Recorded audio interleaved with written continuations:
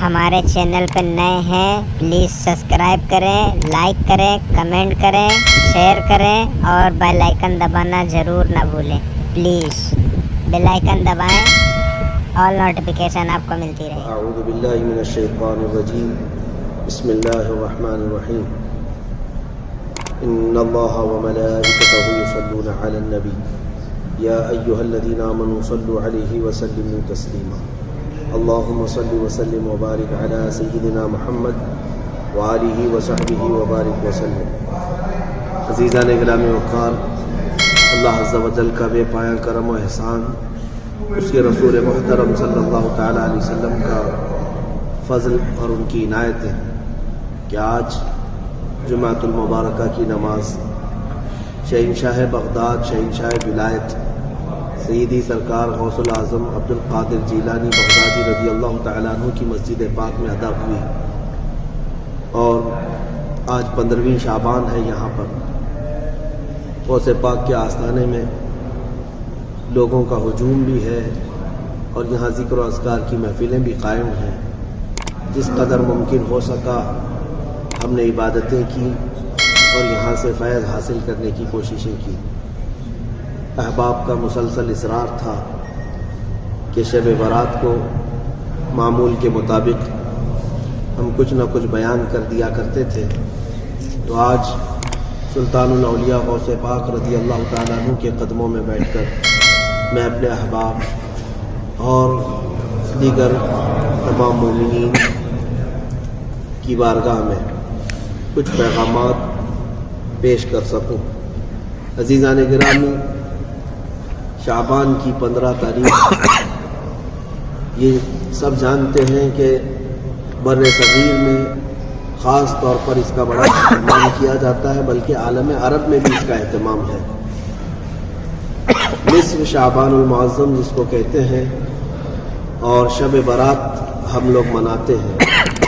یہ وہ رات ہے جس کے متعلق اللہ کے حبیب صلی اللہ تعالیٰ علیہ وسلم نے ارشاد فرمایا کہ اس رات کو قضاء و قدر کے فیصلے اللہ تبارک و تعالیٰ بندوں کے متعلق فرشتوں کو عطا فرماتا ہے، احکام نازل فرماتا ہے، اور سال بھر جو کچھ بھی ہوا اور جو کچھ بھی اعمال بندوں نے کیے آج وہ کتاب بند کر دی جاتی ہے، اور اس 15ویں شعبان کی شب سے نیا سال اعمال کا شروع ہوتا ہے اور نئی کتاب شروع ہوتی ہے، اور رب تبارک و تعالیٰ فرشتوں کو حکم دیتا ہے تمام بندوں کی تقدیر کے متعلق، یہاں تک کہ حدیث پاک میں ملتا ہے کہ یہ اگلے سال تک فرشتے لکھ چکے ہوتے ہیں۔ کسی کی موت ہو رہی ہوتی ہے، کسی کا نکاح، کسی کے خاندان کے معاملات، جبکہ اس آدمی کو کانوں کان اس معاملے کی خبر نہیں ہوتی۔ حدیث پاک میں یہ بھی ملتا ہے کہ کئی لوگ اپنے نکاح کی تیاریاں کر رہے ہوتے ہیں اور کئی لوگ اپنے گھر بار تعمیر کر رہے ہوتے ہیں، جبکہ اللہ تعالیٰ نے ان کی موت کا حکم سنا چکا، اور اللہ تبارک و تعالیٰ نے فرشتوں کو ان کی موت کے احکام نازل فرما دیے ہوں گے۔ میرے عزیزوں، اس 15ویں شب کو یقیناً اللہ تعالیٰ کی بارگاہ میں خشوع و خضوع کے ساتھ دعائیں کرنے کا وقت ہے، اور اپنے پچھلے ماہ سبق گزرے ہوئے سال میں جو کچھ بھی گناہ ہوئے اس سے توبہ کرنے کا وقت ہے۔ رب ذوالجلال کی بارگاہ میں یہ توبہ کرے کہ مولا کریم میرا یہ سال گناہوں میں اور سستی اور کاہلی میں گزر گیا، لیکن اب میری زندگی کا ایک باب بند ہو رہا ہے، نیا باب شروع ہو رہا ہے۔ آنے والے سال اے رب کریم احسن الخالقین مجھے نیکیوں کی توفیق اور طاعتوں اور عبادتوں کا ذوق عطا کر دے۔ اس دعا کے ساتھ اپنا نیا سال شروع کریں۔ اور عزیزان گرامی، 15ویں شعبان المعظم یہ ہمارے لیے ایک انقلابی رات ہے۔ یہاں سے ہر ایک بندے کو بدل لینا چاہیے اپنی زندگی کو۔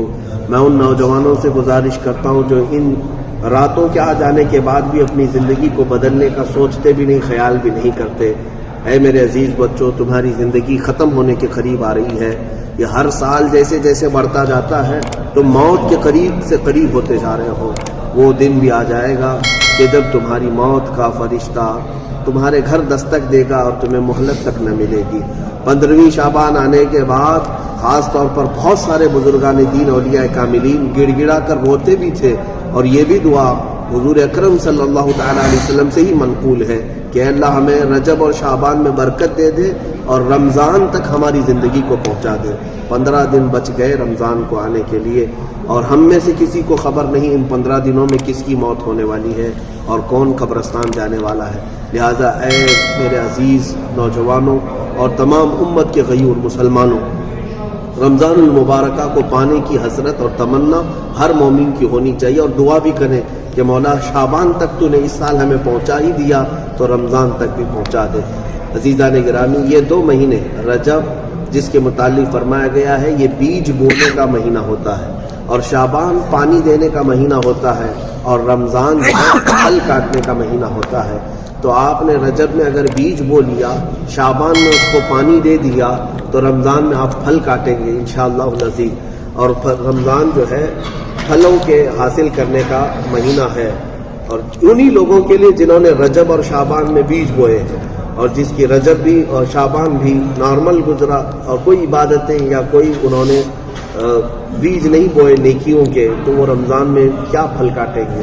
میرے ایک مختصر سا میسج میں یہاں سے دینا چاہتا ہوں کہ زندگی بہت تھوڑی سی ہے، بقیہ زندگی کو عبادتوں اور طاعتوں میں لگا دو، ورنہ تمہارے پاس مہلت نہ ہوگی توبہ کرنے کی بھی، اور اللہ تعالیٰ کو منانے کی بھی مہلت نہیں مل پاتی۔ اے نوجوانوں، لوٹ آؤ، آج کے حالات تمہیں جھنجھوڑ رہے ہیں، اور بار بار امت مسلمہ کو جگاتے ہیں یہ حالات، جس کے لیے شاعر نے کہا تھا جگہ جگہ کے تھک چکے ہیں تمہیں یہ ہنگامے، اٹھو نشاط لذت خواب گراں بدل ڈالو۔ ہمارے ملک عزیز میں جو کچھ بھی ہو رہا ہے وہ کسی سے مخفی نہیں ہے، پوشیدہ نہیں ہے۔ آج دل درد کرتا ہے، میں بغداد مقدسہ میں بیٹھ کر کے ہندوستان میں دیے گئے فیصلوں کو بھی سن رہا ہوں۔ ہر طاقت وہاں پر اسلام کے خلاف چل رہی ہے، سب کا ٹارگٹ صرف اور صرف اسلام۔ ہمارے شعار، ہمارے شعائر سب کچھ خطرے میں ہے، نہ تمہاری ٹوپی سلامت، نہ تمہاری داڑھی سلامت، نہ تمہاری اذانیں، نہ تمہاری مسجدیں، نہ تمہارا برقع، نہ تمہارا قرآن، حتیٰ کہ ذات الہ کو بھی چھیڑ چھاڑ کیا گیا، ذات رسول کو بھی۔ اب کیا چیز محفوظ رہ گئی؟ اے میرے عزیزو، اتنی ساری چیزیں جس کی خطرے میں آ جائیں، اور پھر تمہارا حال یہ ہے تیری گٹھڑی تاکی ہے اور تو نے نیند نکالی ہے، تو کہتا ہے میٹھی نیند ہے تیری متھی نرالی ہے۔ اعلیٰ حضرت فاضل بریلوی نے بہت پہلے ہی تمہیں یہ جگاتے ہوئے فرمایا تھا، سونا جنگل رات اندھیری چھائی بدلی کالی ہے، سونے والوں جاگتے رہیو چوروں کی رکھوالی ہے، آنکھ سے کاجل صاف چرا لے یہاں وہ چور بلا کے ہیں، تیری گٹھری تاکی ہے اور تو نے نیند نکالی ہے۔ رب قدیر کہنے سننے سے زیادہ عمل کی توفیق عطا فرمائے۔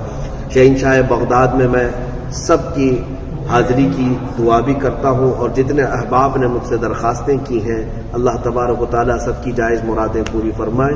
یہ غوث پاک رضی اللہ تعالیٰ عنہ کے قدموں پہ ہم حاضر ہیں، مولا کریم سب کی حاجتیں پوری فرمائے، تمنائیں پوری فرمائے، صحت و سلامتی عطا فرمائے، اور اللہ رب العزت ہندوستان میں امن و امان عطا فرمائے، اسلام و مسلمانوں کی عزت عطا فرمائے۔ وصلی اللہ تعالیٰ علی خیر خلق محمد وآلہ وسلم۔